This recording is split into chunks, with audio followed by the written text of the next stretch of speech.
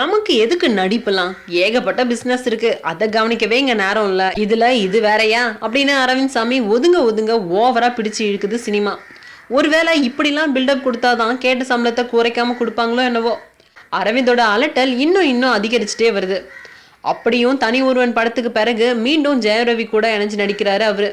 இந்த நிலையில தான் அஜித்தோட இணையும் படத்துல சாமிய வில்லனா நடிக்க கேட்கலான்னு நினைச்சாராம் சிவா. படத்துல அஜித்தோட மோதுறதுக்கு மிக பொருத்தமான வில்லனை தேடிட்டு இருந்தாராம் அவரு. அதுக்கு அரவிந்த் சாமி ரொம்ப பொருத்தமா இருப்பாரு அப்படின்றது சிவாவோட நம்பிக்கை.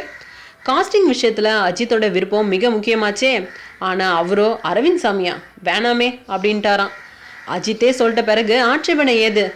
தமிழ் மட்டும் இல்லாம தெலுங்கு, மலையாளம், ஹிந்தி படங்களையும் நடிச்சிட்டு இருக்க புகழ்பெற்ற முன்னாள் கதாநாயகர்களுக்கு வலை விரிச்சிட்டு இருக்காரு சிவா. யார் சிக்க போறாங்களோ?